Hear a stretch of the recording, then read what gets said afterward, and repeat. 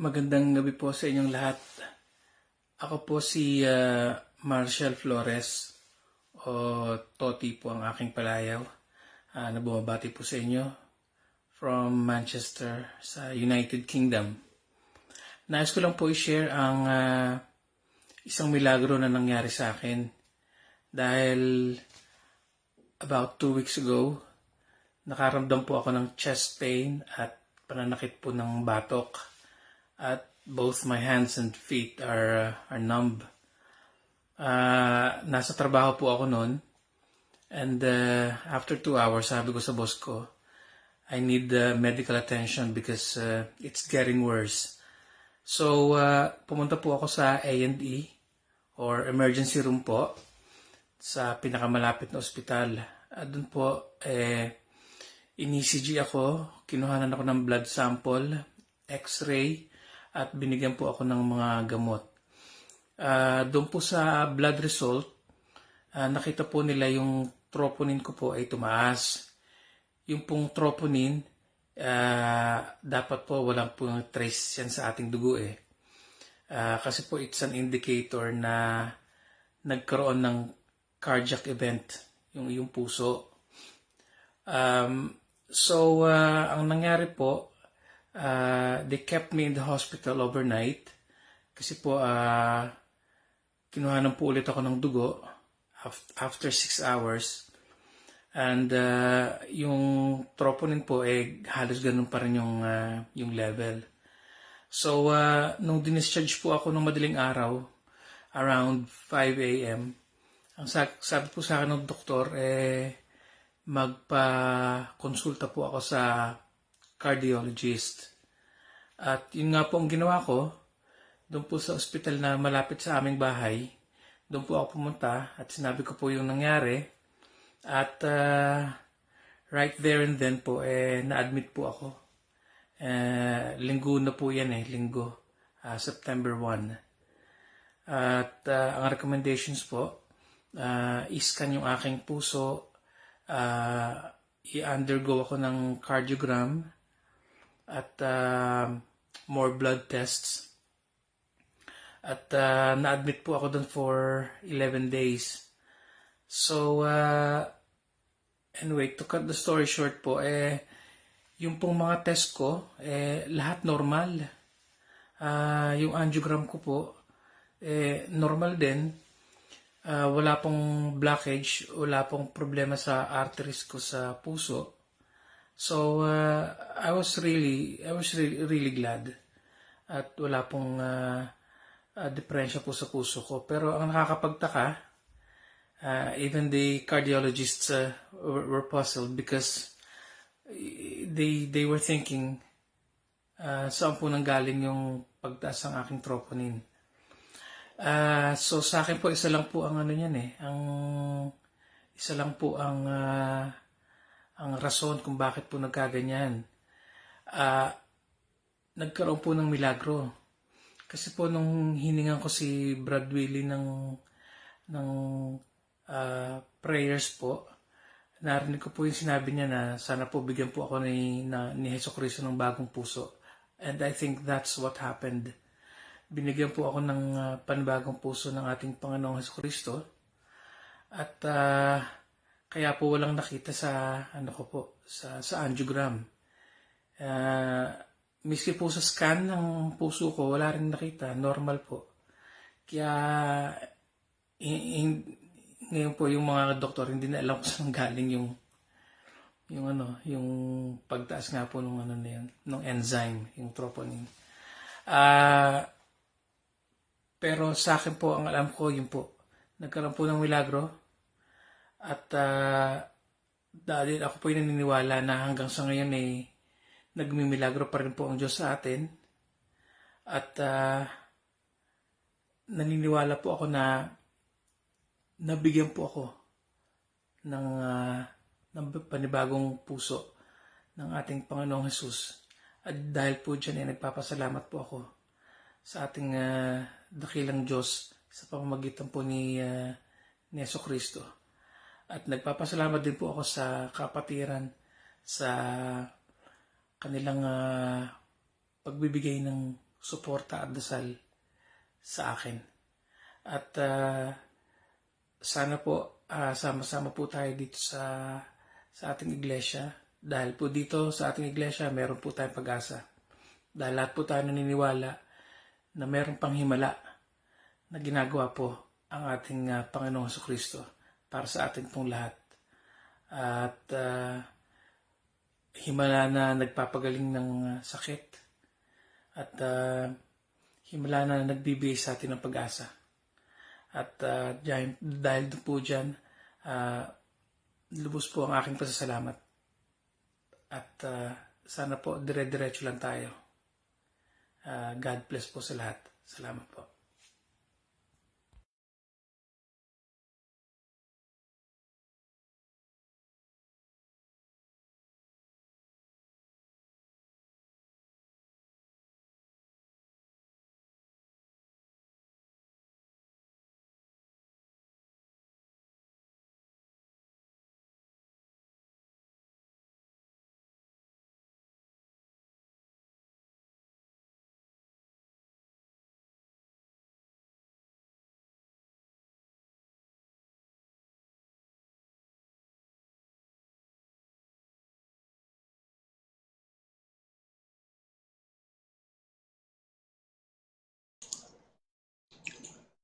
Good morning po sa lahat ng mga taga-subaybay ng ating Bible program ngayong linggo po ng November 15, 2020. Welcome po sa ating Sunday Praise and Worship. Regular po ito kapag po linggo. Ito ay umaga po ng alas 10 at yun naman pong panggabi natin na Facebook Live Bible Program, yan po ay Martes at Huwebes, alas 9 ng gabi hanggang alas 11 ng gabi. Ang inyo pong napanood ay video testimony ni Brother Marshall Flores. Ibinahagi po niya sa atin yung himala ng Panginoon, yung pagpapagaling sa kanya dahil siya po ay nagkaroon ng sakit sa puso. Sa atin pong ginawa na ipanalangin siya na siya po ay bigyan ng bagong puso. Ayun, kahit mga doktor po ay nagtaka kung paano po yung si Brother Marshall Flores ay gumaling sa kanyang sakit sa puso. Dahil nga po sa sa kapangyarihan ng Panginoong Jesucristo na gumawa ng himala na siya po ay bigyan ng bagong puso. Yun pong iba ay nangangantsaw. Ano raw yung tungkol dun sa bagong puso na yan. O yung isa po na pinag-pray natin binigyan ng bagong eardrum. Ano po sila roon? Inosente sila doon. Sabi ko nga, ang tao nga na disenyo ng sasakyan, yung mga disenyo, nag-assemble ng mga sasakyan, bago po yung sasakyan ay ilabas sa merkado, yung mga spare parts available na. Tama po ba?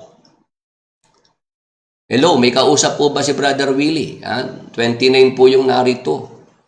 Lahat po ng klase ng sasakyan na inilabas sa merkado, bago po sila ilabas, yung mga spare parts, ready na po yan, nasa mga auto supply na. Tama po ba? Para kapag ka nasira, yung isang pyesa, mapapalitan. Tapos ang Diyos makapangyarihan sa lahat, siyang lumikha sa ating mga tao.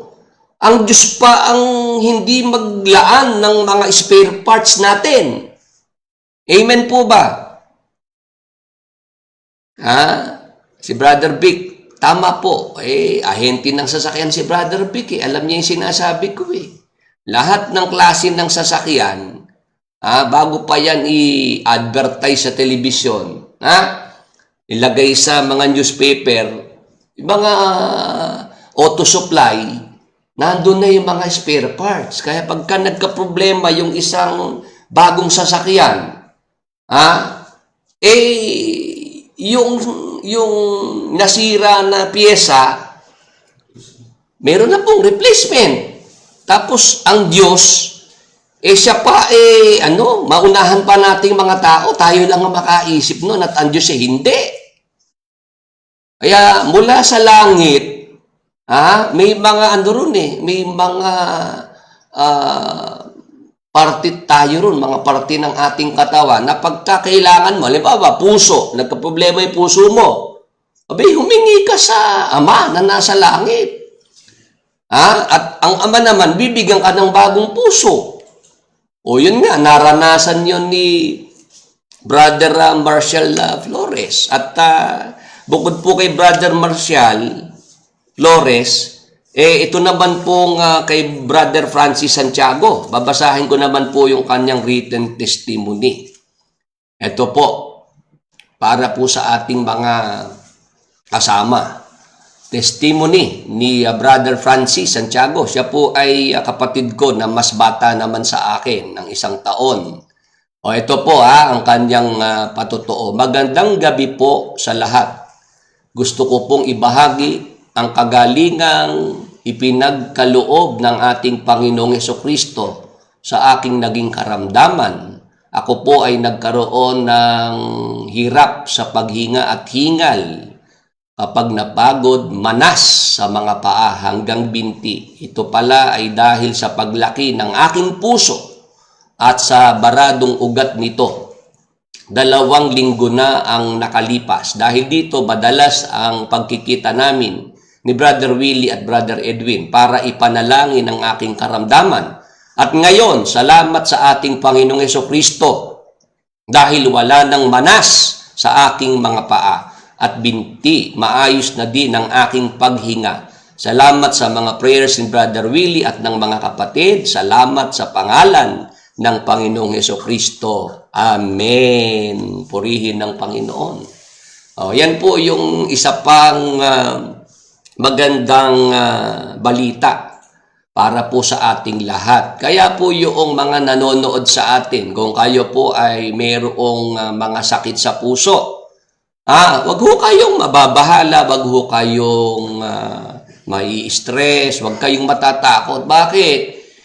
Madali lang po yan sa Panginoong Hesukristo na tayo po'y pagalingin sa ating sakit sa puso. Madali lang pong magbigay ng bagong puso ang Panginoong Hesukristo. Yan din po yung ginawa natin nung ipag-pray po natin si Francis Santiago, ng aking kapatid. Nagkita po kami, sabi ko sa pangalan ni Jesus, sinasaway ang sakit sa puso. Nilulusaw ang lahat ng mga bara sa mga ugat ng iyong puso. Kagalingan na ipagkaloob sa iyong puso at bigyan ka rin ng bagong puso ng Panginoong Jesus. Yan po, mga magulang at mga kaibigan.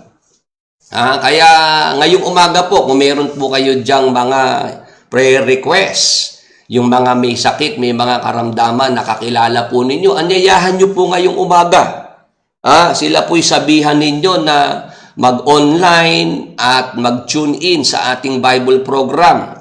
At bibigyan po natin ng pagkakataon na sila po ay maipag-pray po natin. I-share po natin itong ating Bible program ngayong umaga. Gawin pa natin yung watch party at yung mga kilala natin na mga may sakit, kaibigan, kamag-anak, mga kakilala, palagi nating anyayahan po sa Bible program at maranasan po nila ang mga himala, pagpapagaling ng ating Panginoong Hesus hanggang sa panahong ito. Ngayon, meron pa pong isa pang testimony tayo na gustong i-share ngayong umaga bago po tayo magpaksa. Ito naman po ay galing kay Brother Joven Teus. Si Brother Joven Teus, siya po ay nasa abroad at dati po siyang miyembro sa grupo ni Mr. Soriano. Ngayon, ito po ang binabalita po sa atin ni Brother Joven Teus. Good evening po, Brother Willie. In behalf of my family, lalong-lalo na po yung panganay kong anak na siya mismong gumaling instantly. Gusto ko pong magpasalamat sa Panginoong Diyos.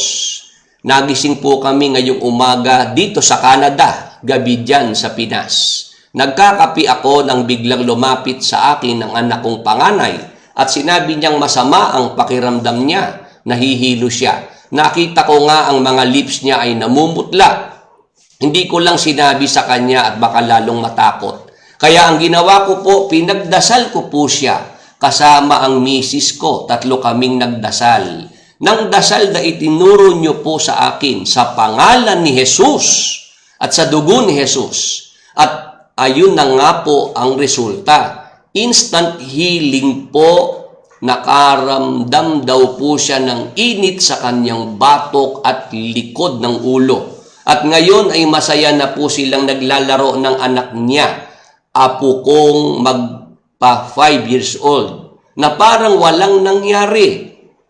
Thanks God, praise the Lord, thanks to Jesus Christ and to the Holy Spirit, to God be the glory. Amen. Yung ating mga kasama ngayong umaga, mag-amen naman po dyan kung inyo pong na-appreciate yung magandang balita na yan. Himala, pagpapagaling, instant healing na ipinagkaloob ng Panginoong Hesus sa anak pong panganay ni Brother Joventeus ng Canada. Binabalita niya sa atin na yung kanyang anak ay masama ang pakiramdam, nahihilo. Ang ginawa po ni Brother Joven, natuto po siya noong prayer na itinuro po sa kanya natin na effective. Nakita niya na yung panalangin na yun ay effective dahil mismong anak niya ang nakita niyang pinagaling ng Panginoong Jesucristo. Kaya yun pong mga nakakasama natin dito po sa Bible program. Sa pananampalataya, gawin niyo po yung prayer na yan. Gamitin ang pangalan ng Panginoong Hesus, ang dugo ng Panginoong Hesus, at makikita niyo po may mga himala. Pagpapagaling po, masasaksihan, mararanasan po natin. Ngayon, si Brother Joventeus, binalitaan po ako kaninang umaga na dahil nag-post po siya ng kanyang testimony sa kanyang Facebook account, may nakabasa po na mga dati niyang mga kasama doon po sa grupo ni Mr. Soriano. Tinawagan siya. At siya po ngayon ay kinokompronta at tinanong kung siya raw po ba'y nakikipag-ugnayan sa akin. Nanonood ka ba kay Brother Willie? Kay Willie Santiago? Sabi pang ganun. At ang lapit sa kanya, kay Brother Joventeus, nandiyan po si Brother Joventeus kung siya po'y makakapag-comment.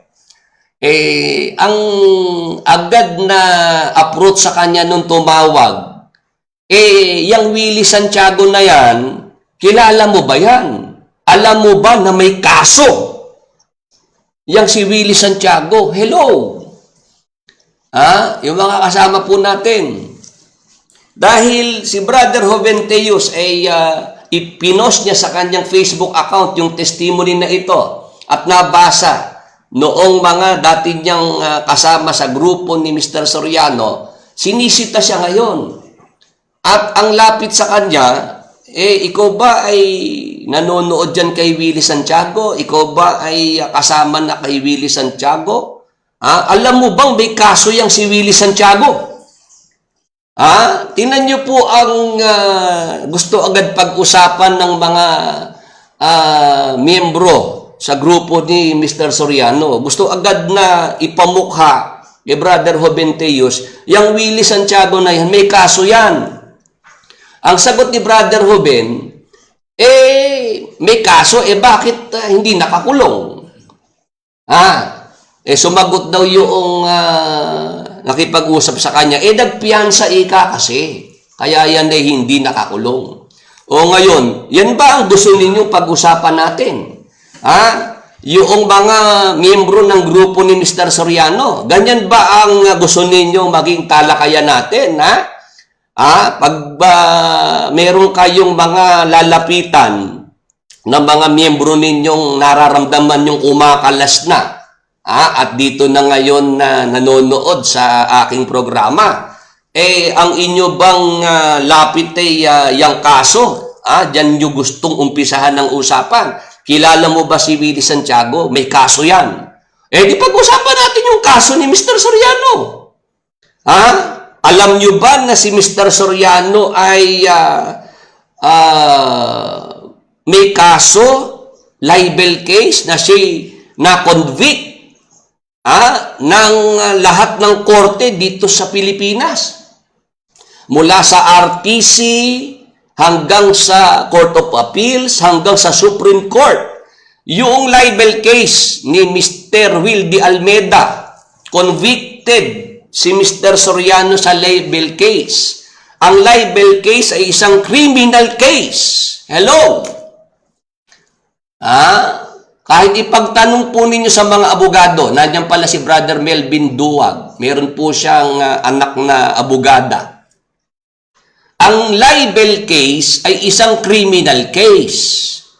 Kung si Mr. Soriano ay na-convict sa isang criminal case na libel, ano ibig sabihin? Si Mr. Soriano, convicted criminal. Tama po ba yun? Brother Melvin, pwede po bang matanong si Attorney Vin kung nandyan lang po sa inyo, kung meron po ritong mga abogado rin na pwede pong magbigay ng kanilang komento. Ganyan pala ang gusto ng mga miyembro ni Mr. Soriano na pag ako po ay sisiraan sa mga tao, ang gusto nilang pag-usapan ay tungkol sa kaso. Sabi ko rin kay Brother Joven Teos, alam niyo po ba yung kasong binabanggit nila na ako'y nagpiyansa? Tungkol lang naman yun sa sustento. Nagdi-demand ng sustento yung nanay ng aking mga anak after 10 years. Pansinin po ninyo. Mula noong ako po'y i-abandona nung nanay ng aking mga anak, itinakas niya yung 2 bata na ang edad ay 5 taon, 3 taon, noong 2009. Noon pong mag-demand ng support, 2019 na. Last year lang. Humihingi po ng sustento. Yun po yung sinasabi nilang kaso na ipinail sa akin na ako po'y nagpiyansa dahil humihingi po ng sustento para sa 2 anak ko na pagkalipas ng 10 taon. Dahil 2009, sila po umalis. Iniwanan ako at nag-abroad. After 10 years, ito po humihingi ng sustento para po doon sa 2 anak ko na ang edad ngayon ay 16 and 14. Yun po yung tungkol sa kaso na yan. Ngayon, nire-record tayo sa Apalit, sa Brazil.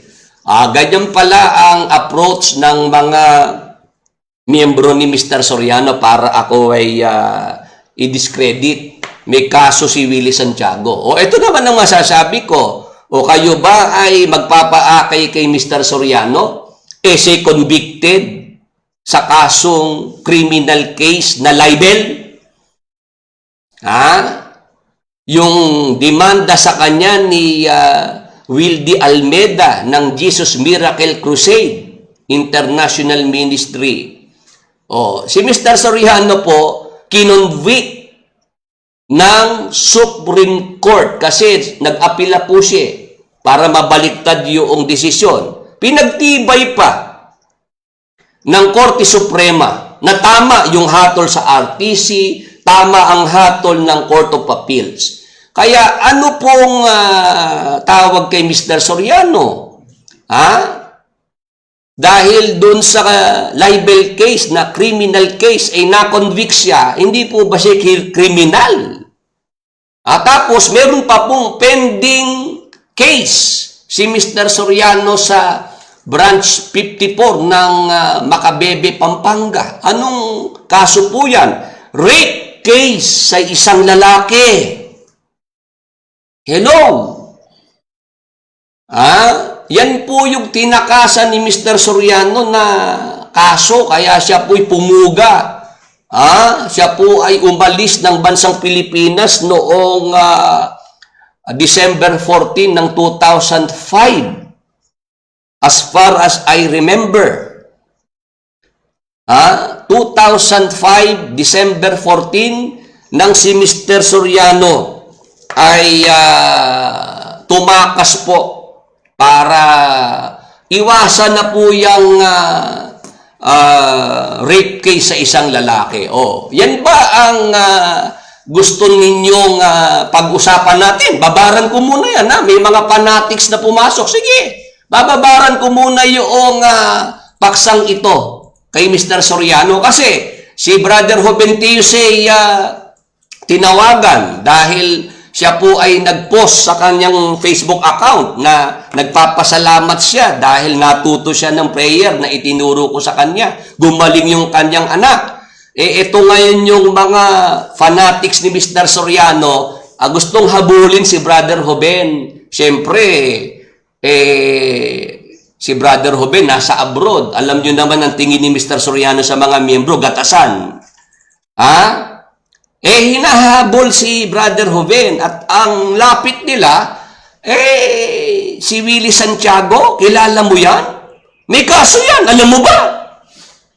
Kaya ngayon, ipinapaalam ko rin sa publiko, kaso pala ang gusto nyo pag-usapan. Si Mr. Soriano ba? Alam nyo ba na siya po ay convicted criminal sa libel case? Na demanda ni Mr. Wildy Almeida. Supreme Court mismo ang nagpatibay noong mga naunang hatol na inilabas ng RTC, ng Court of Appeals na tama ang desisyon na si Mr. Soriano ay guilty doon po sa libel case na yon.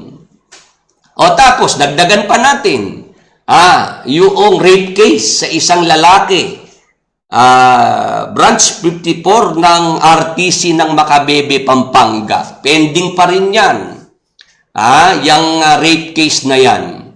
Kaya yung mga miyembro ni Mr. Soriano, kung ako ay i-discredit ninyo, gusto nyo akong siraan sa publiko at gagamitin nyo na may kaso si Willie Santiago, meron naman talaga, hinaharap ko nga bukas nga, meron akong hearing baka gusto nyo ako ay abangan doon. Ganyan ako, yung kaso na reklamo laban sa akin, buong tapang kong hinaharap yan. Hindi kagaya ni Mr. Soriano, duwag. Duwag na nagtago sa Brazil, walang extradition treaty kasi sa Brazil No extradition treaty sa Brazil. Tingnan nyo yung kumampi sa kanya na ambassador. Pinauwi na ngayon. Kasi kumakapit si Mr. Soriano sa ambassador sa Brazil ano po nangyari? Sumabit, minalas yung ambassador. Pinauwi na rito sa Pilipinas at may kaso pa ngayon.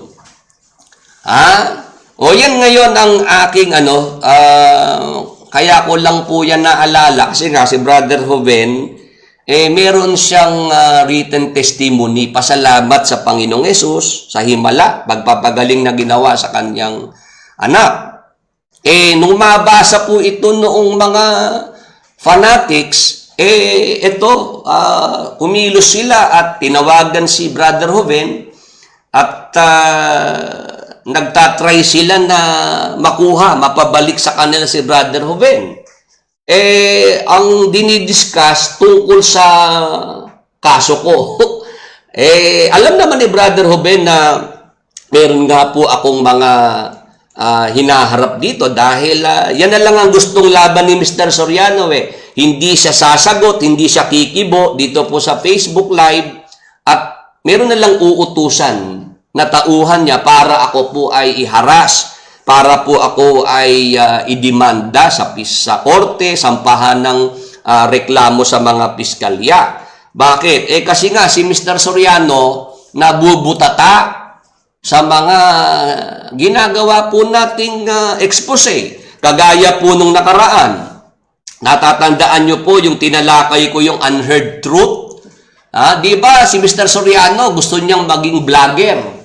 At ang kanya nga pong instruction, lahat ng mga miyembro niya na gumawa ng mga Facebook, mga YouTube channel na kumikita ngayon sila dahil may mga advertisements na pumasok, ang instruction ni Mr. Soriano ay tanggalin lahat yung mga YouTube channels na yon. Bakit? Agrabyado ako dyan . Ako yung nasa video, ang kumikita yung mga miyembro. Sabi pa ni Josel, kasi po, Brad Eli, kinakahoy ng mga kapatid yung mga video ninyo. Kinakahoy ang term. Samantalang yung mga miyembro, ginawa iyon para i-promote. Ikalat yung video ni Mr. Soriano. Ngayong ang YouTube, naglabas ng incentive na pagka yung video na yun ay maraming nanonood at may mga pumasok na advertisements, magkakaroon ng income yung may-ari ng YouTube channel. Nagagahaman ngayon sa pera si Mr. Soriano. Nagagahaman. Kaya, ang gusto niya ngayon mangyari, yung mga miyembro na nag-effort, inedit yung video, in-upload sa YouTube, ngayon kumikita sila, gusto ni Mr. Soriano, tanggalan sila ng kita. Paano pa makakapag-abulo yung mga miyembro na yun kung yung kinikita roon sa YouTube channel, tatanggalin ni Mr. Soriano? Tama po ba? Kasi ang gustong mangyari ni Mr. Soriano, masolo niya yung kita. Kaya ang gagawin na lang natin, isang YouTube channel na lang. Para lahat dun manonood at magsusubscribe ang mga miyembro, ilalike, para yung kita, lahat punta sa bulsa ni Mr. Soriano. Yun po yung sinasabi natin na mainit si Mr. Soriano sa akin dahil ine-expose ko po yung kanyang mga maling turo. Kagaya po noong pagyayabang ni Mr. Soriano na yun daw babae na nagbasag ng pabango, pinahira ng Panginoong Jesucristo, yun daw si Maria Magdalena. At sa pagyayabang ni Mr. Soriano, ginamit niya yung Mateo 26, 6-13. Ginugto ngayon sa Juan 12:1-3. Sinopla ko dyan si Mr. Soriano. Ang sabi ko po kay Mr. Soriano, Mr. Soriano, kaya mo bang patunayan sa akin na yung Maria Magdalena na sinasabi mo, kapatid yan ni Lazaro at Marta? Meron mga pumapasok sa programa, gusto po akong i-distract. Ayaw nila na si Mr. Soriano talagang kumbaga malagay sa hot seat. Kaya pilit silang papasok at idadivert ako sa ibang mga paksa nila. Pasensya na kayo, di nyo ako pwedeng machubibo. Alam ko po yung inyong mga style na papasok kayo dito para pigilan ako na wag magdire-diretso kay Mr. Soriano. Pasensya kayo, oras ko ito Pero may paksa ako, hintayin nyo lang. Ako'y ginaganahan lang ngayong umaga na si Mr. Soriano ang gawin kong panghimagas. Dahil dyan sa kanilang ginagawa na i-discredit ako at kaso ang kanilang ilalapit. Eh di pag-usapan natin tapos na ako dun sa kaso ni Mr. Sorianong tinakasan niya. Yung kanyang kapalpakan, yung kanyang maling turo. Na yun daw babae sa Mateo 26:6 hanggang 13, yung nagbasag ng pabango. Yun daw si Maria Magdalena. Inulit-ulit yun Maria Magdalena. Yung nasa 26:6 hanggang 13 ng Mateo. Tapos, walang pangalang binanggit si Mateo dito po sa babaeng nagbasag ng pabango at nagbuho sa ulo ng Panginoong Hesus.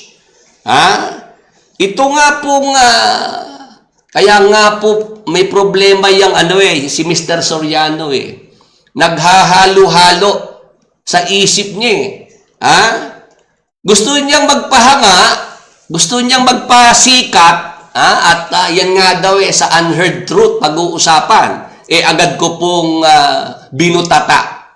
Kasi sabi niya, yan daw babae na yan si Maria Magdalena. At ang pangalan, kinuha ni Mr. Soriano kay Juan 12:13. Sabi ko, Mr. Soriano,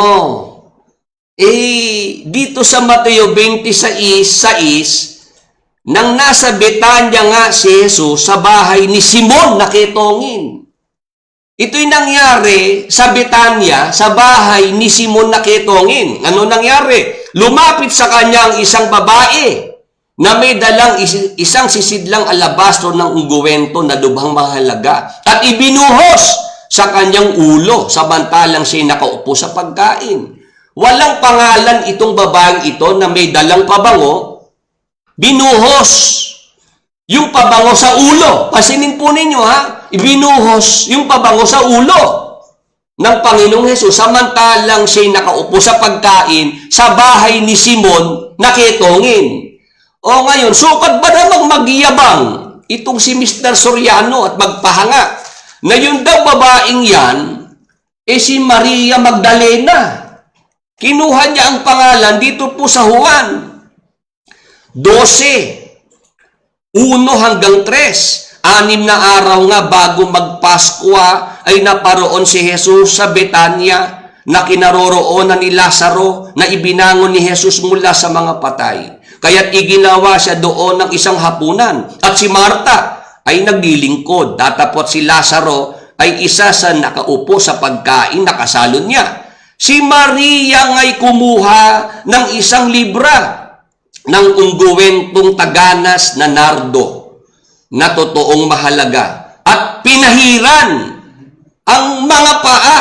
Pinahiran ang mga paa ni Jesus. Napasin niyo ba ang pagkakaiba? Yung binasa ko sa Mateo 26 sa ulo. Binuhos. Hello! Binuhos sa ulo yung pabango. Dito naman sa Juan 12:1-3, si Maria, pinahiran ang mga paa ni Jesus. Kay Mr. Soriano, isang pangyayari lang yan. Wow! Wow! Ang sarap maglupasay. Pinapalakpakan ng mga utu-uto. Yung kayabangan ni Mr. Soriano na yan.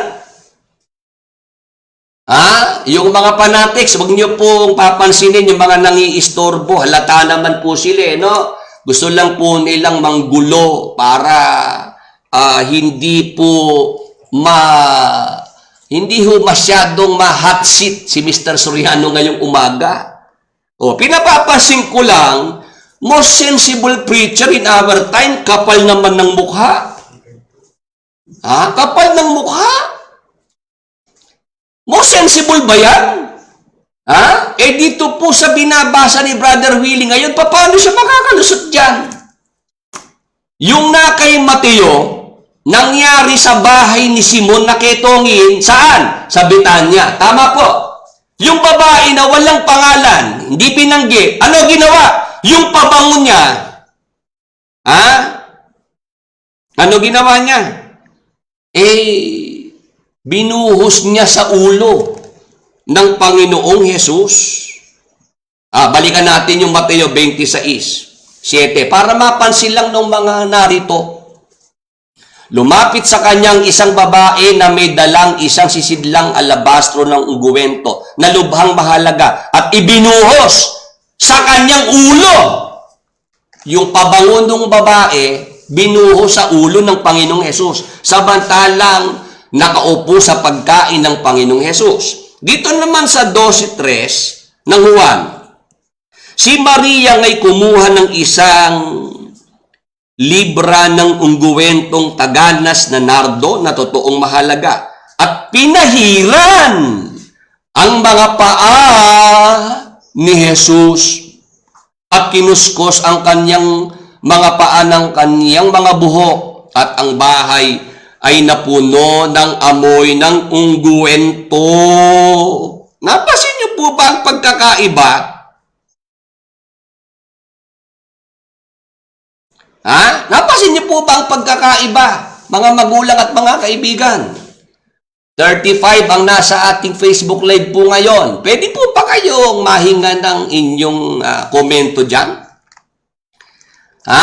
Ito pong nasa Juan 12, 6 na araw bago magpaskwa. Ito namang na kay Mateo 26:2, 2 araw bago ang Paskwa. Kaya yung time element, consider natin. Tapos ito ngayon ng mayabang na Suryano, gustong magpahanga na yan Mateo 26, sa 1-13 na babae na walang binanggit na pangalan si Mateo. Sukat ba namang bigyan niya ng pangalan? Si Maria Magdalena pa. Ang sinabi, Maria Magdalena. Kita niyo pagkakaiba. Yung kay Mateo 26, 2 days before the Passover. 2 araw bago Paskwa. Ito naman kay Juan 12, 1-3, 6 days before Passover. 6 na araw bago Paskwa. Tapos yung babae sa Mateo, yung pabango niya, binuhos sa ulo ng Panginoong Hesus. Ito namang si Maria, hindi yan Magdalena, Yung pabango niya, pinahid naman sa mga paa ni Hesus. Magkaiba. Tama po. O ngayon, gusto nyo bang lalo ko pang pasakitin ng ulo ni Mr. Soriano? Meron na akong reserva dyan pero ako gusto ko ngayong bigyan pa ng assignment si Mr. Soriano nang lalong sumakit ang ulo niya pero saka na lang, pagka hihirit pa si Mr. Soriano, meron pa akong ililitaw na baraha. Para talaga siya kasi nabalitaan ko po kagabi, may mga kaibigan tayo, Brother Willie, kumambyo po si Brother Eli, hindi raw po Maria Magdalena, yung sinasabi niya, slip of the tongue daw yun.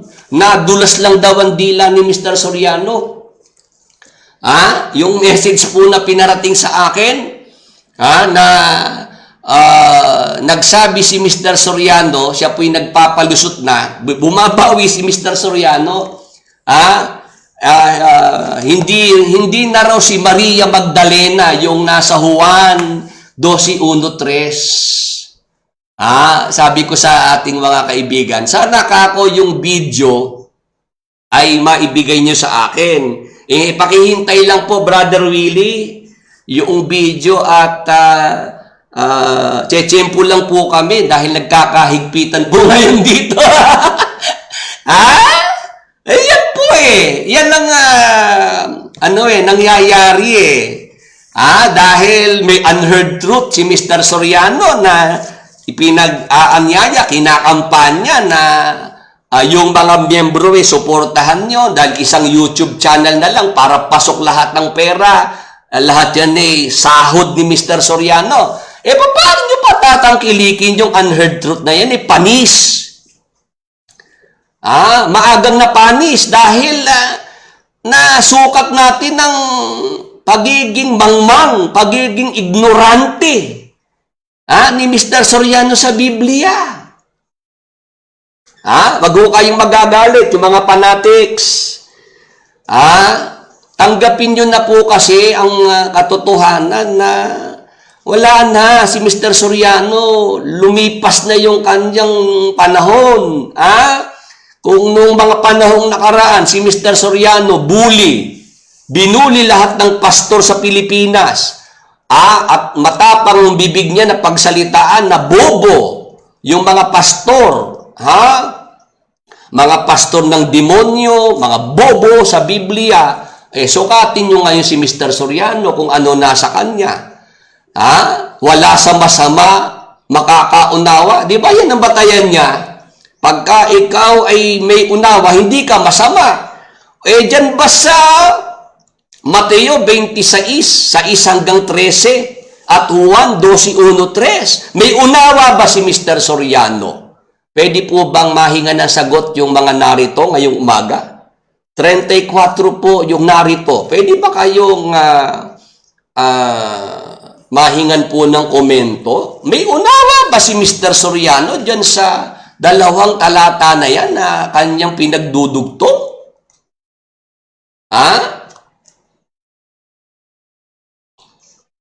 Sige po. Ako po ay umiinom lang po ng salabat dito. Pwede ba kayong mag-comment po dyan? Malamang ko lang kung naintindihan nyo po. Na meron pong pagkakaiba yung dalawang pangyayari na yun Yung isa, 2 araw bago Pasko. Saan nangyari? Sa bahay ni Simon, nakitongin. Mateo 26, 1 hanggang 13 para kompleto. Tapos, yung Juan 12:1-3 naman, saan naman nangyari? Doon naman sa lugar ng magkakapatid na Lazaro, Marta at Maria. Kailan naman yon? 6 na araw bago Pasko. Tama po. Yung sa bahay ni Simon nakitongin, yung babae na hindi binagitang pangalan, yung pabangon niya, binuho sa ulo ng Panginoong Hesus. Tama po.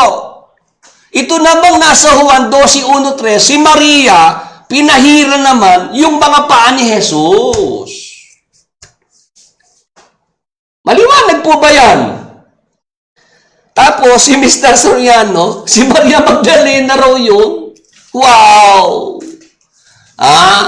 Ang dami pong Maria na pangalan sa Biblia. Para si Mr. Soriano, naku po, hindi na ako nagtataka ngayon kung paano yung Bonjing naisipan na si Moses, King of Egypt. May pinagmanahan pala si Bonjing. Diyan sa Moses, King of Egypt niya, yung nilagay doon sa Believer Magazine. Moses, King of Egypt. Wala naman sa Biblia si Moses King of Egypt. Tapos ito namang Juan 12:1-3, hindi naman binanggit na Maria Magdalena. Sukat ba namang gawin ni Mr. Soriano, Maria Magdalena? Yung binabanggit dyan ni Apostol Juan. Mga fanatics, gising! Gising na kayo! Gising na kayo! Kahit ano pa ang sabihin ni Mr. Soriano, slip of the tongue. Nung ko pa yan nahalata Noong siya nagkwekwento tungkol sa kanyang bautismo. Siya raw ay binautismuhan. Noon, ang sinasabi niya, si Menong Hison. Filomeno Hison. Yun ang sinasabi niya. Nung bandang huli, ang sabi na ni Mr. Soriano, ang nagbautismo sa kanya, si Francisco Ikoy Galang.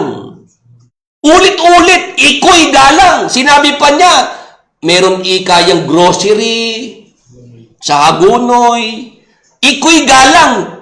Ilang ulit binabanggit-banggit yung iko'y galang, Francisco, iko'y galang. O nung pansinin ko, sabi ko, sinungaling talaga si Mr. Soriano. Doon na lang siya nagbautismo sa kanya, iba-iba sinasabi. Noong kumambyo slip of the tongue daw yun.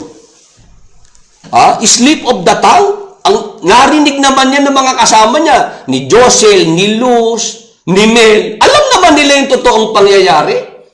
Alagang ang nagbautismo kay Mr. Soriano, si Pilomeno Hison. Kasi marami siyang sinabi tungkol kay Menong Hison. Masamang tao yan. Yun ang nagbautismo sa kanya. Ngayon, gusto niya ngayong baguhin yung kwento. Sabi niya, Francisco galang, iko'y galang. Nung pansinin ni Brother Willie, kumambyo, slip of the tongue. Ngayon, nasukol ko na naman si Mr. Soriano, slip of the tongue na naman? Ano ba ang sinusubo ni Mr. Soriano? Madulas masyado bibig niyan. Hindi ba kayo nag-iisip? Ano ba ang nagpapadulas ng bibig ni Mr. Soriano? Dumudulas ang dila niya. Ano ba ang madalas isubo ni Mr. Soriano sa bibig niya? Kaya madulas ang kanyang dila, nadudulas. Slip of the tongue. Kayo ba'y maniniwala na slip of the tongue yung Maria Magdalena na yan? Inulit-ulit yan ni Mr. Soriano, inulit-ulit yan ng mga kasama niya. Si Brother Jacob Santos, kung nandyan, yung video na yon, mapapansin, ilang beses inulit-ulit ni Mr. Soriano, Maria Magdalena. Tapos, pinagsasalita niya yung mga kasama niya na binobola naman siya. Alam niyo po, Brad Eli, kung hindi po kayo ang magpapapansin sa amin, ala po, makakalusot po sa amin yan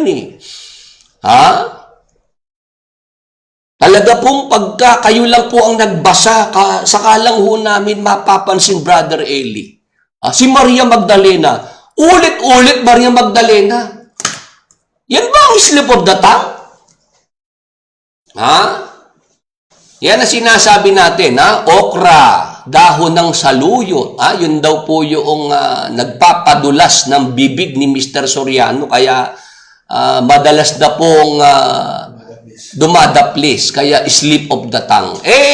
Tayo po hindi mapapaniwala, hindi tayo mauuto, hindi tayo machuchubibo ni Mr. Soriano. Yung kanyang batayan, wala sa masama na makakaunawa. Meron bang unawa si Mr. Soriano? Kung wala siyang unawa, masamang tao siya. Tama po ba? Daniel 12:9, wala sa masasama na makakaunawa. Hindi nakakaunawa. Walang unawa. Di masamang tao. Ngayon, si Brother Willie, marami sila sinasabi against me. Meron bang unawa si Brother Willie?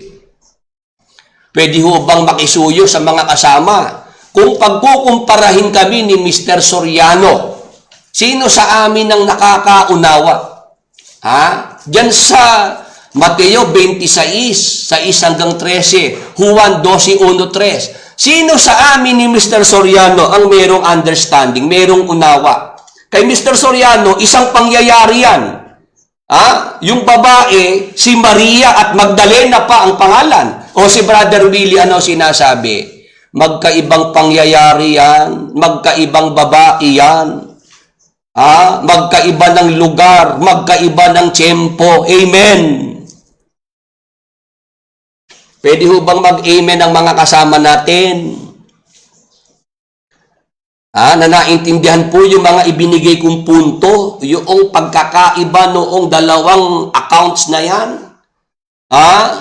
Yung kay Mateo 26:1-13, eto mga detalye, 2 araw bago Paskwa, nangyari sa bahay ni Simon na kitongin.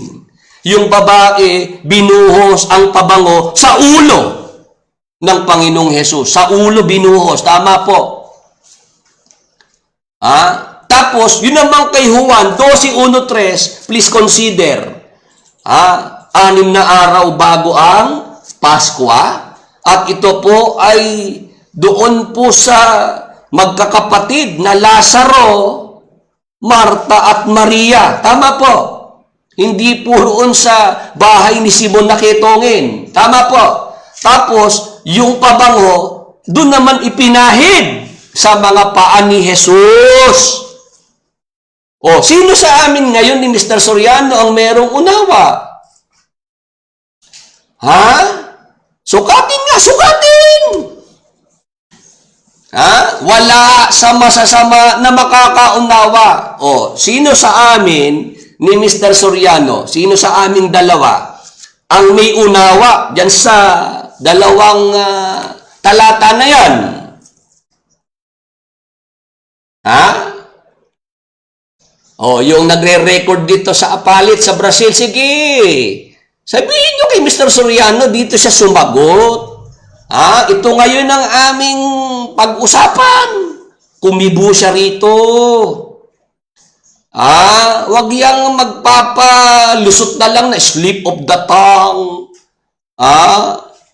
Soriano, taya mo leeg mo ngayon dyan para maputulan na.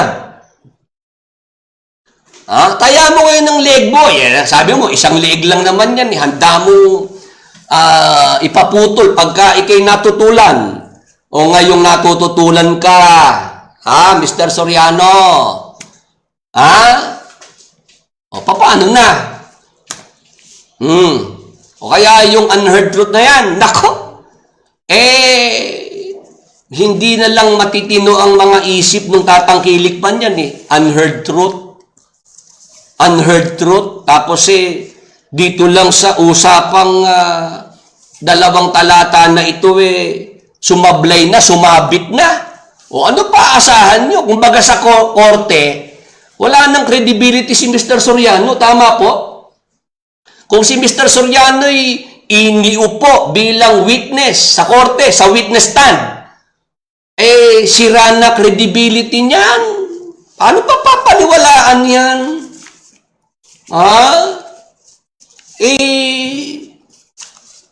Masyado kasing pangahas. Ang layong kasi ni Mr. Soriano magpahanga. O ngayon, siya po'y inihahayag ng Diyos. Talagang ipinapamukha sa kanya na yung kayabangan niya, talagang kahihiyan ang aanihin niya dyan. Yan ay mantsa na po yan. Hindi na po yan kahit ano pang pagpag ang gawin ni Mr. Soriano. Kumapit na sa kanya yan Subukan nyo po. Diyan sa mga Bible exposition, kung yan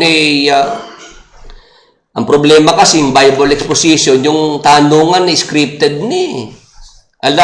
sinasala na yun Kaya kung ito ang itatanong kay Mr. Soriano, another blunder yan, Mr. Soriano. Si Maria Magdalena po ba yung tinutukoy sa Mateo 26, sa 1 hanggang 13? Hindi nga binigyan ng pangalan ni Mateo, bigyan ng pangalan ni Mr. Soriano, Maria Magdalena daw. Ano sabi sa Biblia? Huwag kang magdadagdag. Kasi sinungaling yung nagdadagdag.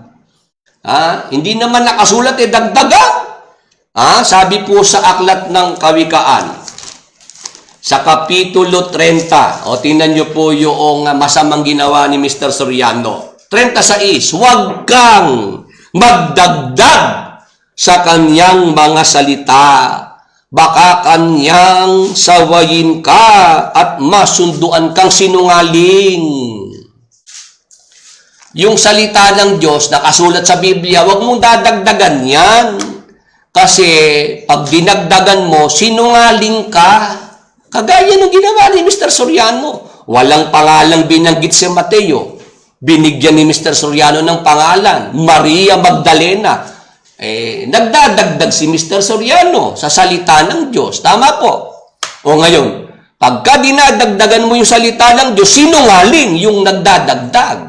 Kanino ba yung sinungaling? Juan 8:44, kayo'y sa inyong amang dyablo. At ang mga nais ng inyong ama ang ibig ninyong gawin. Siya'y isang mamamatay tao buhat pa ng una at hindi nananatili sa katotohanan, sapagkat walang katotohanan sa kanya. Pagka nagsasalita siya ng kasinungalingan, ay nagsasalita siya ng saganang kanya, sapagkat siya isang sinungaling at ama nito. O, ang dyablo, ama ng mga sinungaling. Sino po yung mga sinungaling? Sa Biblia, yung mga sinungaling, hindi lang po yun yung hindi nagsasabi ng totoo. Sa Biblia po, sinungaling din yung mga nagdadagdag sa salita ng Diyos. O yan ang ginawa ni Mr. Soriano. Walang pangalan yung babae. Hindi binigyan ng pangalan ni Mateo. Eto si Mr. Soriano, nagdagdag, dinagdagan. Ginawa niyang Maria Magdalena. At ngayon bumabawi. Si Mr. Soriano, kumakambyot, nagpapalusot, slip of the tongue. Ay, pagka kayo po ay yan ay pinalusot niyo pa. Nako, kayo na may problema. Kayo na ang may diferensya. O ngayon, magpaksa na po tayo. Okay na po yan. Ang ating paksa ngayong umaga, kung kayo po'y ready na, ito po ang ating paksa ngayong umaga. Pakinggan po ninyo kung bakit hindi dapat pag-alinlanganan ng sinuman ang pag-iral ng impyerno ayon sa Biblia. Ito po ang ating paksa po ngayon na atin pong pag-aaralan. Kung bakit hindi dapat pag-alinlanganan ng sino man ang pag-iral ng impyerno ayon sa Biblia. Kung natatandaan pa po ng ating mga kasama, yung ating nakaraang paksa,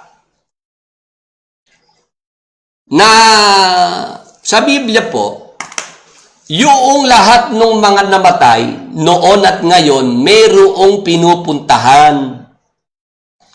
Noong panahong si Jesus Christ po ay hindi pa po napako sa krus, hindi pa siya namatay sa krus, hindi pa siya nabuhay na maguli, lahat ng mga taong namamatay, iisang lugar ang pinupuntahan. Sumasampalataya sa Diyos, hindi sumasampalataya sa Diyos, mabuting tao, masamang tao, ang punta sa Hades. Hades paraiso at Hades pagdurusa. O ngayon, noong ang ating Panginoong Hesukristo po ay napako sa krus, namatay, nabuhay na maguli, ano ginawa ng Panginoong Hesukristo? Siya po ay pumunta doon po sa kalaliman ng lupa. Pinuntahan niya yung mga nasa Hades paraiso. Yung lugar na kinaroroonan ni Amang Abraham, ni Lazaro, ni Abel, at ng iba pang mga lingkod ng Diyos nung una. Isinama na po ng Panginoong Jesucristo lahat nung nandun sa Hades paraiso, Hades kaaliwan. Ngayon, yung Hades pagdurusa, nandun po yung mga taong masasama, yung mga hindi sumasampalataya. Ngayon, ang mga Kristiyano po, sumasampalataya, pagka namatay, sa panahong ito, tinatanggap na po sa langit. Hindi na po dumadaan pa roon sa Hades paraiso. Maliwanag po ba sa atin yan? Nagre-review lang po si Brother Willie para po dito sa bagong paksa na ating pag-aaralan. Diretso na po sa langit lahat ngayon ng mga Kristiyanong sumasampalataya na pumanaw, na mayapa. Halimbawa, ito pong mga, di po ba dumaan sa atin ngayon yung bagyong Ulysses? Di po ba may mga namatay dyan? Kung may mga namatay pong sumasampalataya mga Kristiyano, nasaan na po sila? Nasa langit na. Ama po ba? Dahil Hebreo 12:23, may binabanggit po doon sa langit, nandun na po yung mga espiritu ng mga taong ganap na pinasakdal. Gaya po ni San Esteban, bago siya mamatay, nung binabato siya ng mga tao, ang panalangin niya, Panginoong Hesus, tanggapin mo aking espiritu. Kaya tinanggap na po ng Panginoong Hesus ang espiritu ni San Esteban sa langit. Tama po ba? O ngayon, pag-usapan po natin yung tungkol dyan sa Hades, sa impyerno. Hindi dapat pag-alinlanganan ng sinuman ang pag-iral ng impyerno. Ang impyerno po, sa salitang Ebreo, yan po yung Sheol. Yung namang sa salitang Griego, yan naman po ang tinatawag na Hades. Dapat po maging familiar tayo sa mga salita. Yung impyerno, Kastila rin po yung salita na yan. Sa Tagalog, tinatawag po yan dun po sa salin ng Magandang Balita Biblia na daigdig ng mga patay. Ngayon, meron pong mga nag-aalinlangan tungkol sa impyerno. May nagsasabi walang impyerno. Nangunguna po diyan ng mga saksi ni Jehovah. Mga Jehovah's Witnesses. Ang paniniwala po nila, walang impyerno. Hindi totoo na yung impyerno ay isang lugar, physical na lugar kung saan pinarurusahan, pinahihirapan ng mga tao. Hello? Nakikinig po ba ang ating mga kasama? Nakakasunod po ba kayo? Tayo po ngayon ay magfo-focus dito po sa tinatawag ng Biblia na impyerno, hell. Sa English, sa Hebrew, Sheol. Sa Greek, Hades. Tinatawag po yan sa salin ng Magandang Biblia, Balita Biblia na daigdig ng mga patay. Ngayon, ano dahilan? Bakit hindi tayo dapat mag-alinlangan, hindi tayo dapat magduda? Na mayroon po talagang impyerno at yan ay umiiral na. Yung iba, ang paniniwala nila, wala pang impyerno. Si Mr. Soriano, ang kanyang naituro sa akin nung araw, magkakaroon pa lang ng impyerno. Kailan? Pag umulan na ng apoy mula sa langit. Ito mismong mundo, itong lupa ang magiging impyerno. Hello? Nakakasunod po ba ang ating mga kasama? Ang mga saksi ni Jehovah hindi naniniwala sa impyerno na yan ay isang lugar, physical na lugar, ang mga tao ay dyan ay pinaparusahan. Si Mr. Soriano naman, may sinasabi siyang impyerno pero wala pa. Yan ikay sa future pa lang pagka umulan na ng apoy mula sa langit.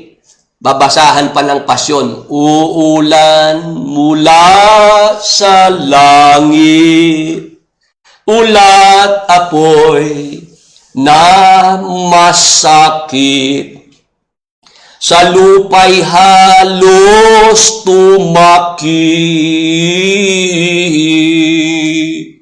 susunog magpapasakit, sa mga taong bulisik. Ayan.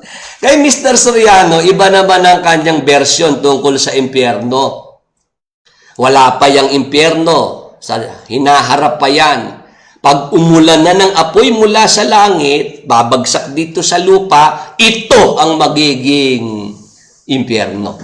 O yan ang kay Mr. Soriano. O ngayon, sa ating paksa, kung bakit hindi dapat pag-alinlanganan ng sinuman ang pag-iral ng impyerno ayon sa Biblia. Pagka po yung salitang bakit ginamit, ang hinahanap po niya ni dahilan, rason. Ano dahilan? At hindi dapat magduda, mag-alinlangan ng sinuman sa pag-iral ng impyerno. Meron na po bang impyerno ngayon? Tama ba ang mga saksi ni Jehovah na walang impyerno? Tama ba si Mr. Soriano na may impyerno pero sa darating pa yan? Wala pa rin ngayon yan. O yan ang ating mga liliwanagin dito po sa paksang ito. Ito'y series uli. Kaya tutukan nyo po at subaybayang mabuti ang paksang ito na ating uumpisahan na sa ganitong pagtatanong. Sinong mga tao ang mapupunta sa impyerno pagkatapos makaranas ng pisikal na kamatayan? Sa Biblia po, yung mga tao po na destinado sa impyerno, pagkatapos na sila po ay mamatay physically, sino po ba yung mga mapupunta roon sa impyerno? Basahin natin ang awit 9 at 17. Ganito po nakasulat. Salamat po sa 40 na narito ngayon sa Facebook Live.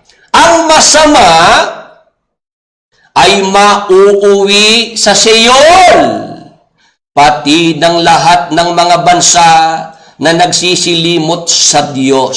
Pakihanda rin yung magandang balita, Biblia. Ano po ang ating nabasa? Sabi po dyan, ang masama ay mauuwi sa Seol. Yung Seol, yun nga po yung salitang Ebreo. Katumbas po niyan sa Griego, Hades. At yan nga po yung impyerno, yan po yung hell. Hello! Ngayon, sa magandang balita Biblia, ito po yung bababasa natin.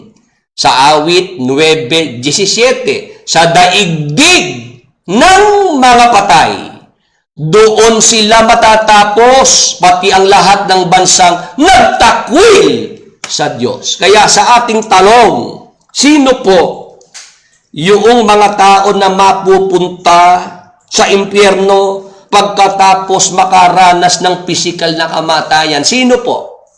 Ang mga destinado po. Ang destino po sa impyerno, yung mga masasama. Yung mga nagtakwil sa Diyos. Amen. Yung ating mga kasama na, intindihan niyo po ba yon?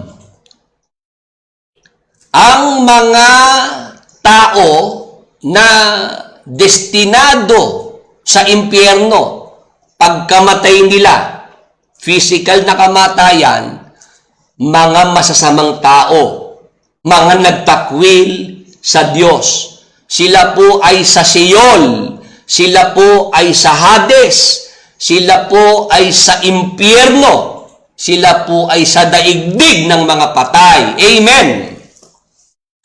Pwede po bang mag-amen yung mga narito ngayong umaga sa ating Bible program?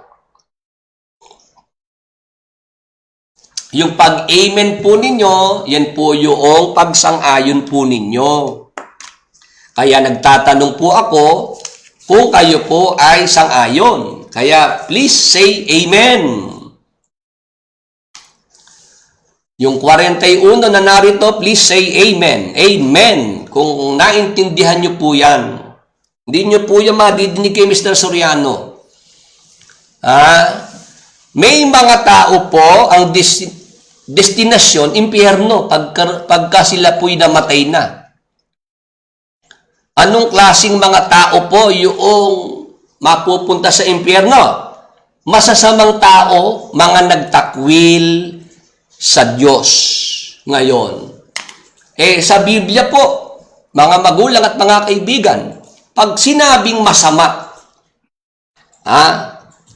ano po ba ang pagpapakilala ng Biblia, ng salita ng Diyos sa taong masama? O basahin natin ang 2 Tesalonica sa 3 at 2. Idalangin din ninyong maligtas kami sa mga taong masasama at walang kinikilalang Diyos, sapagkat hindi lahat ay may pananampalataya sa Diyos. Mga magulang, mga kaibigan, yung terminong masama, kanino po ina-apply yan?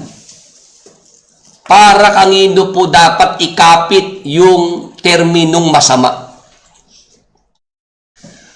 Binabanggit po rito ng Apostol Pablo, idalangin din ninyong maligtas kami sa mga taong masasama at walang kinikilalang Diyos, sapagat hindi lahat ay may pananampalataya sa Diyos. Sa makatwid, yung salitang masama, kinakapit yan sa mga taong walang kinikilalang Diyos, mga taong walang pananampalataya sa Diyos. Amen.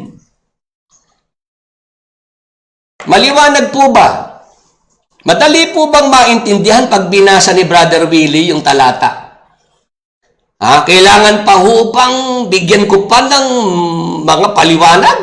O habang binabasa po'y maliwanag na? Pagka po masamang tao, sila po yung mga hindi kumikilala sa Diyos at hindi sumasampalataya sa Diyos. Saan po ang destinasyon ng mga taong masasama na hindi kumikilala sa Diyos at hindi sumasampalataya sa Diyos? Sila po ay para sa Sheol, para sa Hades, para sa impyerno, para sa daigdig ng mga patay. Amen. Pag namatay ang taong masama, hindi sumasampalataya sa Diyos, hindi kumikilala sa Diyos, saan po mapupunta? Sa impyerno. Bakit po ganoon? Bakit meron agad mapupuntahan? Bakit pag masamang tao, hindi sumasampalataya sa Diyos, ang destinasyon agad, impyerno? Basa, Hebreo 9:27, ganito po ang ating mababasa. Itinakda sa mga tao na sila'y minsang mamamatay at pagkatapos ay ang paghuhukom. Ano dapat nating mapansin po dyan? Ang tao po itinakda na minsang mamatay. Pagkatapos po ng kamatayan, yung physical na kamatayan, meron na pong kasunod. Ano po ang kasunod?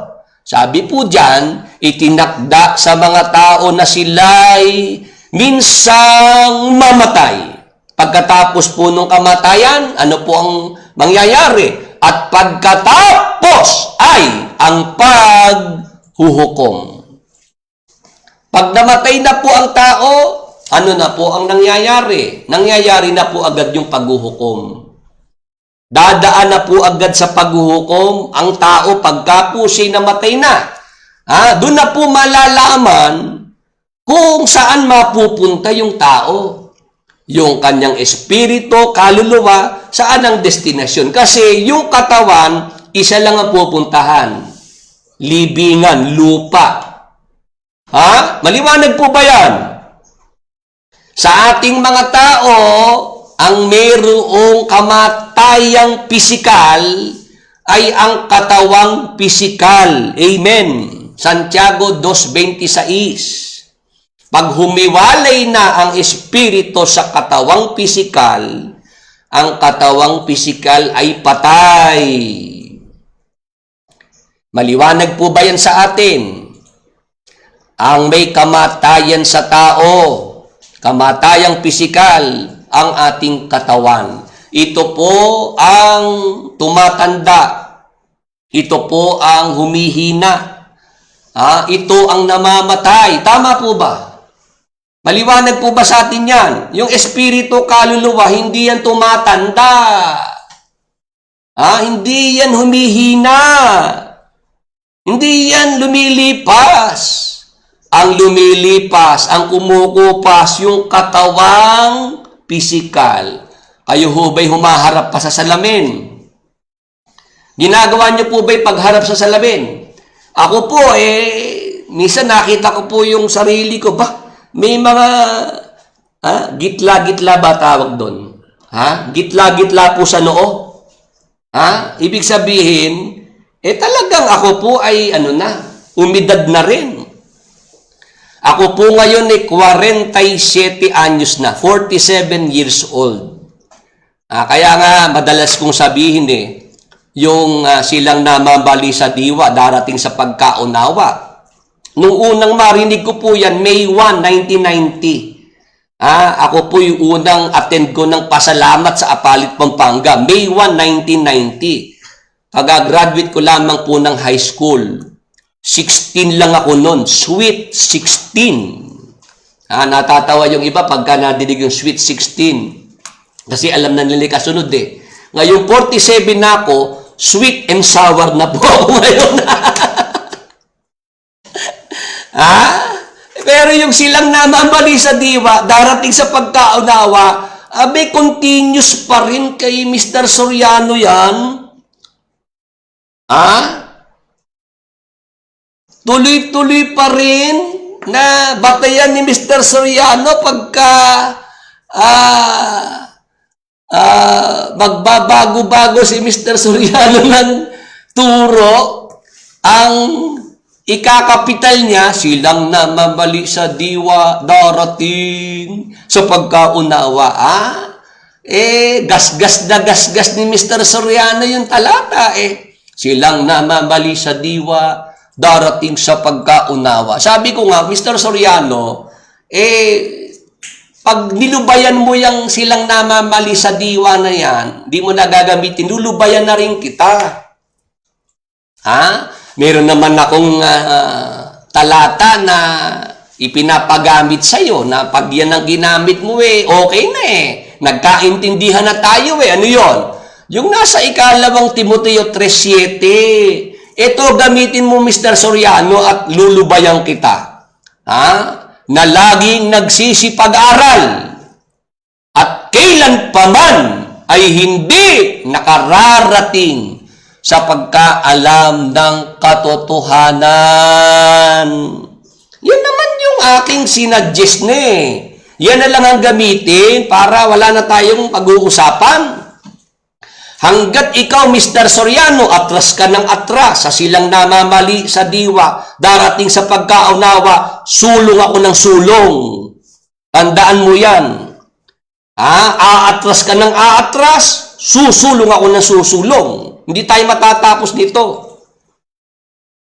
Kasi sinasabi ko 16 na taong gulang ako noong 1990. Silang namamali sa diwa, darating sa pagkaunawa. 2020 na ngayon. 2020 na, 47 anyos na ako. Yung tagabasa mo ang babae. Ano na edad ngayon?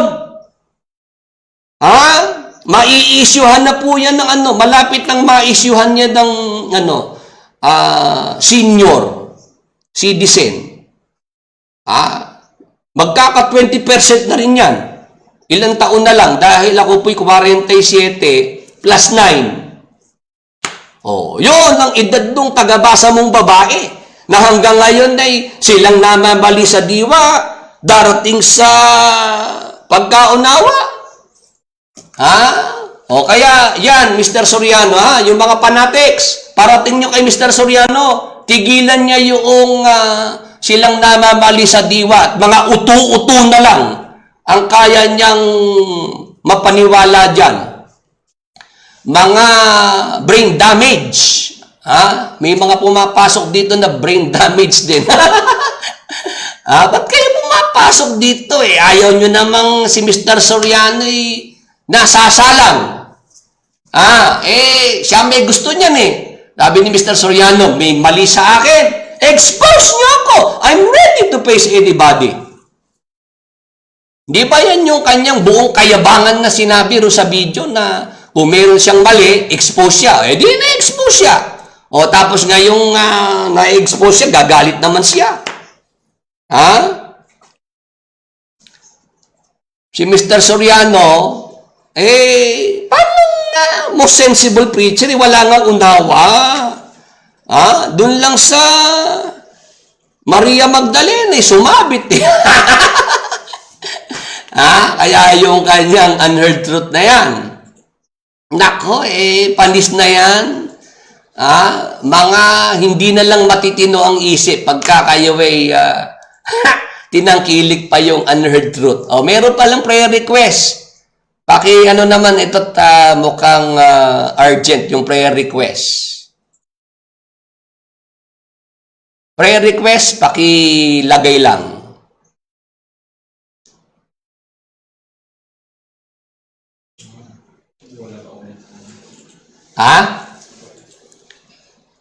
Pakiulit lang po yung prayer request. Medyo po natabunan. May ano kasi, yung dapat na nandyan, yun ang i-maintain. Yung nanggugulo, yan dapat inaalis. Hindi tayo papayag na yung program natin, balaruhain ng mga nanggugulo. Yung prayer request na mahalaga, yun ang... Sige. Ano lang po, yung nag-prayer request kanina. I-send lang po uli yung prayer request at bibigyan po natin ng pagkakataon na mabigyan po ng daan.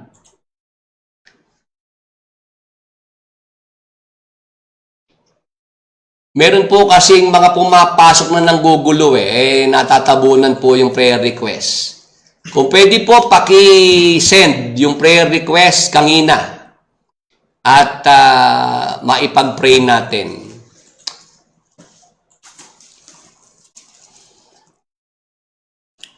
Meron lang po talagang mga hindi makatiis na papasok sa Bible program at guguluhin po yung mga narito. Tayo naman po sanay na sa ganon. 4 na taon na mahigit po tayo sa programa natin sa Facebook Live. Kaya ano na po sa atin yan? Sanay na po tayo dyan, Yung prayer request po kaninang napansin ko,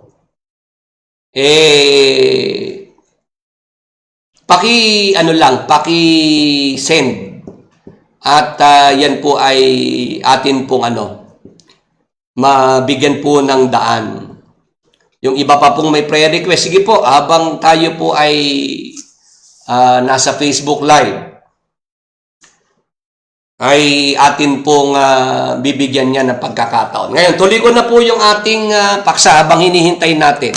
Meron na pong paghuhukom pagkatapos na ang tao po ay mamatay. Doon po malalaman kung saan ang destino noong tao. Kung siya po ay mapupunta sa langit o mapupunta sa impyerno. Ang napupunta po sa impyerno, masasamang tao, yung mga hindi sumasampalataya, hindi kumikilala sa Diyos. Ang tao po pagka namatay, ang katawan napupunta sa lupa. Umabalik sa lupa, yun po ang nililibing. Kasi ang may kamatayan sa ating mga tao, itong katawang lupa natin. Nagkakaintindihan po ba tayo? Makikita naman natin yan Pag umaharap pa sa salamin, makita mo may mga nagbago na sa sarili mo, sa itsura mo. Dati ikaw ay matipuno, maskulado, macho, ngayon wala na po yung katawan mo na dati mong pinagmamalaki, makisig ka, matipuno katawan, diretso katawan, ngayon po wala na po lahat yun, lumipas na yun.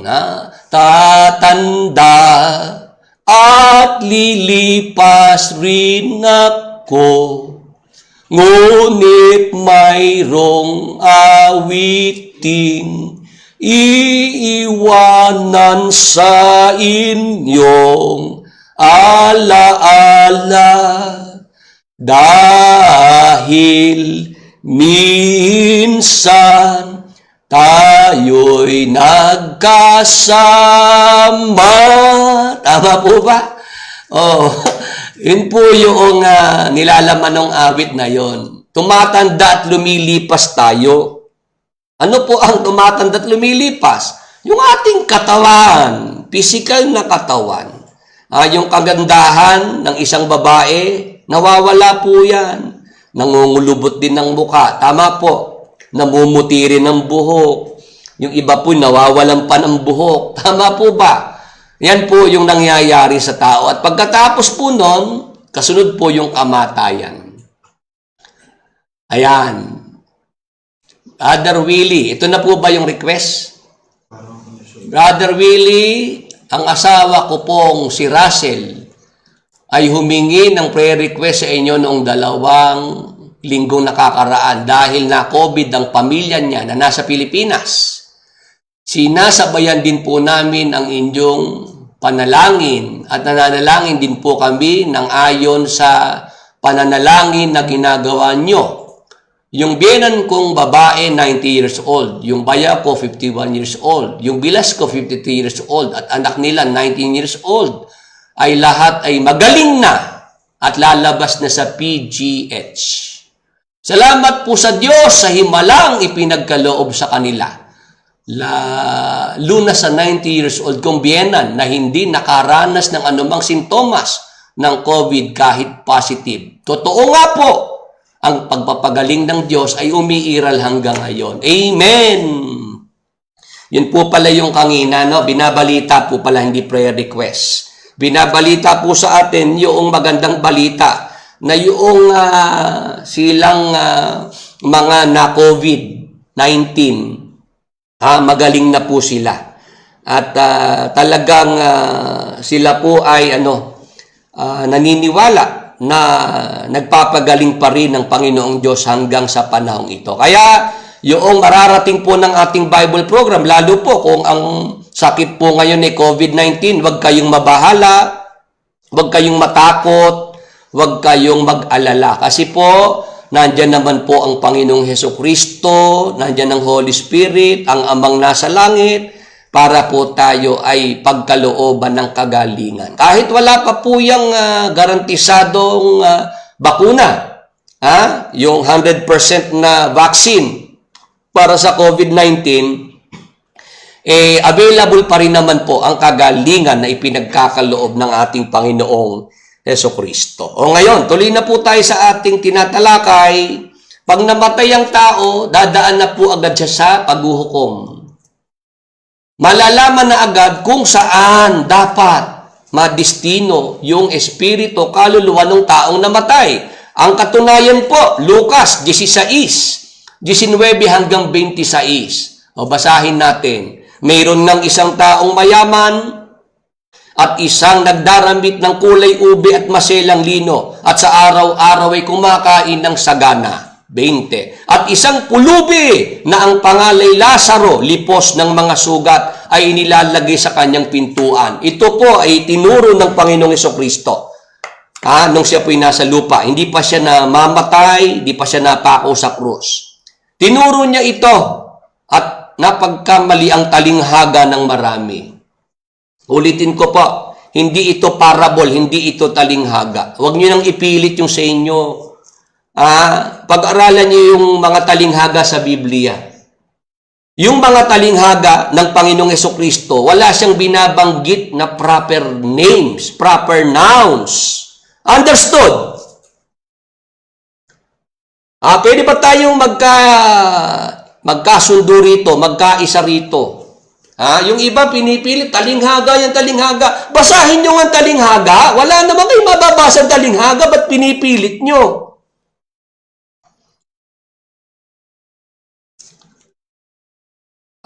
Brother Vic, si Ver Lapira, pag-ugong sa kaliwang tenga, tinnitus. Sige po, pag-pray po natin. Salamat, Brother Vic, Sa pangalan ni Jesus, sa dugo ni Jesus, inuutusan ang pag-ugong sa kaliwang tenga, tinnitus, ay umalis kay Ver Lapira. Sa pangalan ni Jesus, sa dugo ni Jesus, ipagkaloob ang kagalingan sa kaliwang tenga ni Ver Lapira. Ipagkaloob din ang malinaw na pandinig kay Ver Lapira. Be healed and be restored in Jesus' mighty name. Thank you, Lord Jesus Christ. Amen. Sige po, kung meron pa kayo mga prayer request dyan, isend nyo lang po. Ngayon, yung sinasabi ko po sa Lucas 16, 19 hanggang 26, ito po, once and for all, maintindihan ng lahat ng nakikinig, hindi parable, hindi talinghaga. Kasi, para masabing talinghaga o parable, walang proper names, walang proper noun. May binanggit ditong Lazaro yung pulubi Lazaro. Ano po nangyari? Tuloy natin ang basa. at naghahangad na mapakain ng mga mumo na nangahuhulog mula sa dulang ng mayaman. Oo, at lumapit pati ang mga aso at hinihimura ng kanyang mga sugat. At nangyari na namatay ang pulubi, si Lazaro po yun, at siya'y dinala ng mga anghel sa sinapupunan ni Abraham. At namatay naman ng mayaman at inilibing. Yung namatay kay Lazaro, namatay sa mayaman, katawan. Yun ang inilibing. Ngayon, ano nangyari? Tuloy. At sa Hades, yung Hades, yan nga po yung impyerno. Proper noun po yan, Hades. At sa Hades, na nasa mga pagdurusa, ay kanyang itiningin ang kanyang mga mata at natanaw sa malayo si Abraham. O, nandagdagan pa ng proper noun, Abraham. At si Lazaro ay nasa kanyang sinapupunan, magkasama po si Abraham at Lazaro. Doon sa Hades, natanaw ng mayaman mula sa Hades ng pagdurusa. Ano nangyari? At siya'y subigaw at sinabi, Amang Abraham, maawa ka sa akin at suguin mo si Lazaro upang itubog niya sa tubig ang dulo ng kanyang daliri at palamigin ang aking dila sapagkat naghihirap ako sa alab na ito. Sa lugar ni Lazaro at Abraham may tubig doon. Sa lugar ng mayaman, ang nandoon apoy. Nahihirapan siya. Tuloy ang basa. Tatapot sinabi ni Abraham, Anak, alalahanin mo na ikaw ay tumanggap ng iyong mabubuting bagay sa iyong pamumuhay at si Lazaro sa gayon ding paraan ay masasamang bagay. Tatapot ngayon ay inaaliw siya rini at ikaw ay nasa kahirapan. Yan po yung sinasabi natin. Yung lugar ni Abraham at Lazaro, bagamat Hades po yun, Hades kaaliwan. Hades paraiso. Yung lugar ng mayaman, Hades pagdurusa, Hades kahirapan. Maliwanag po ba? Nakikiusap yung mayaman na si Lazaro papuntahin sa kanya para siya naman ay maginhawahan. Ano sabi ng amang Abraham?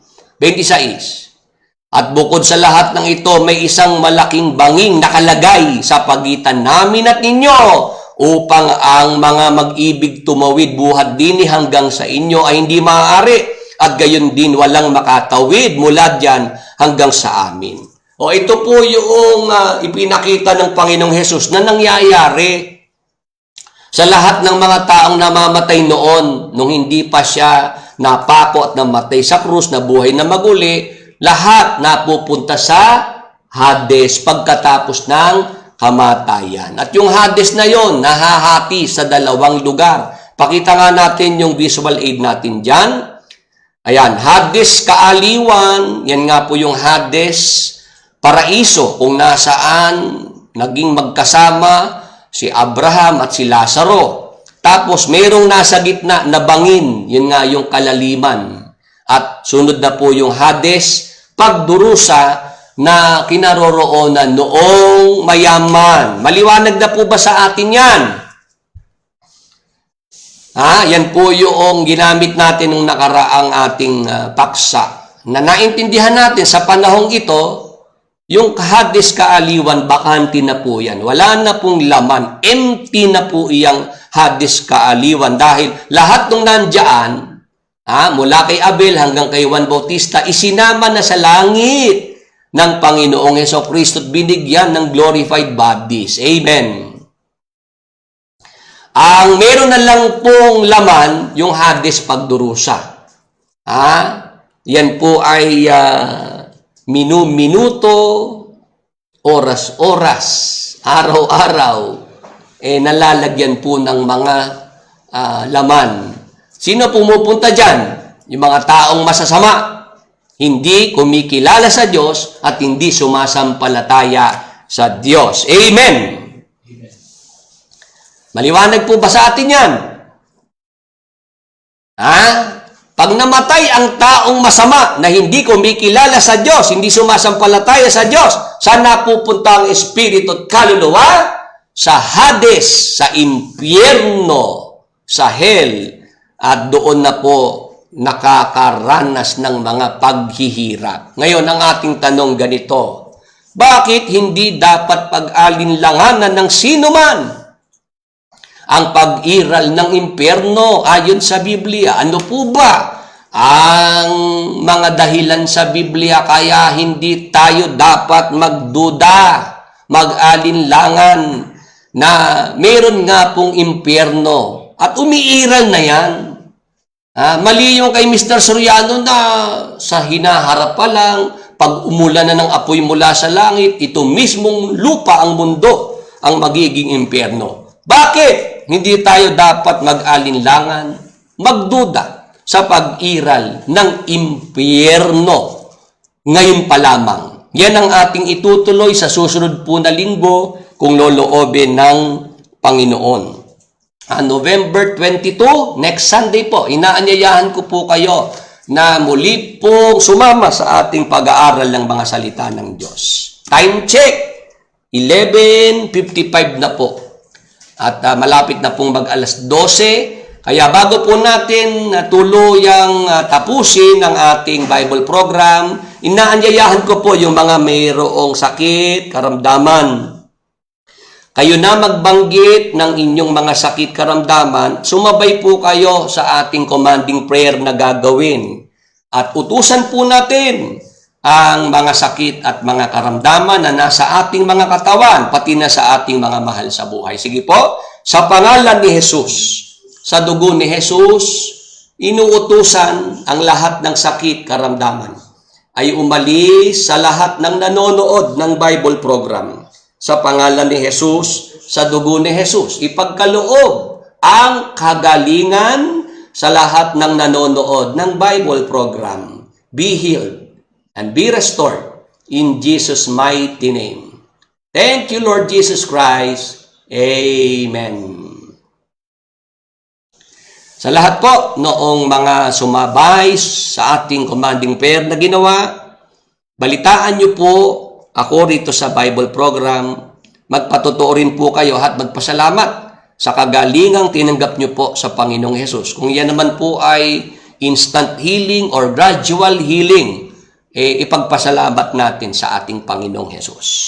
Bago po tayo tuluyang magpaalam ngayong umaga, ang hangad po ng Bible program, lahat po ng mga nag-join sa ating Bible study, baunin po natin ang mga pagpapala ng Panginoong Diyos sa atin. Magandang umaga po sa ating lahat. Paalam na po.